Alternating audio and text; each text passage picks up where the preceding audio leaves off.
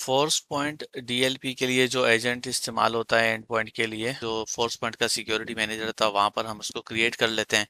उसके बाद जो इसकी इंस्टॉलेशन है उसके लिए हमारे पास दो तरीके हैं, या तो ये हम हर एंड पॉइंट पर जाकर मैनुअली इंस्टॉल करेंगे और या रिमोटली इंस्टॉल करेंगे।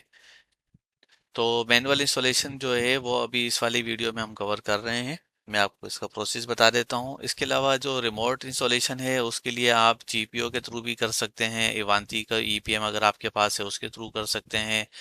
बीएमसी ये पैच मैनेजमेंट का टूल होता है उसके थ्रू भी हो सकता है। और अगर आपके पास ऑन प्रेम कैस्पर्सकी का सिक्योरिटी सेंटर है तो उससे भी हो सकता है।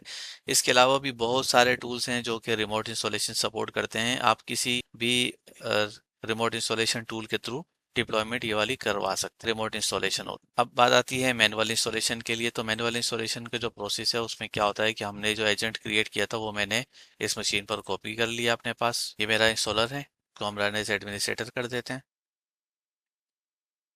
आई एक्सेप्ट पर क्लिक करेंगे।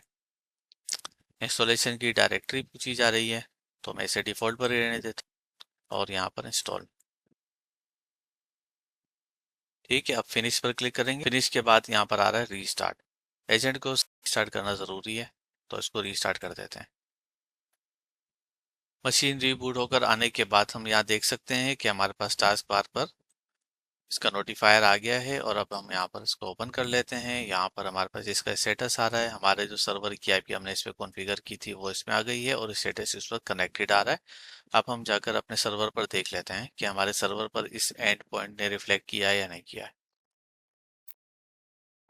ठीक है, हमारी इंस्टॉलेशन कंप्लीट होने के बाद जब हमने सिस्टम को रीस्टार्ट किया है तो उसके बाद हमारा जो एंड पॉइंट है वो यहाँ हमारे सर्वर पर विजिबल हो गया है। और इसको देखने के लिए हम क्या करते हैं, अगर स्टेटस आपको चेक करना हो एंड पॉइंट का तो इसके लिए हमें आना है अपने कंसोल पर, फोर्स पॉइंट सिक्योरिटी मैनेजर पर। उसके बाद हमें आना है स्टेटस और एंड पॉइंट पर आएंगे तो यहाँ पर हमारे एंड पॉइंट जो है वो हमें यहाँ पर विजिबल हो गया है। ठीक है, और अगर हम अपने एंड पॉइंट पर वापस जाकर देखते हैं तो ये हमारे एंड पॉइंट का कनेक्शन भी हमें यहाँ नज़र आ रहा है और हमारे सर्वर का नाम वगैरह यहाँ पर विजिबल हो गया है। तो इस तरह से हम मैनुअल इंस्टॉलेशन कर रहे होते हैं एंड पॉइंट की।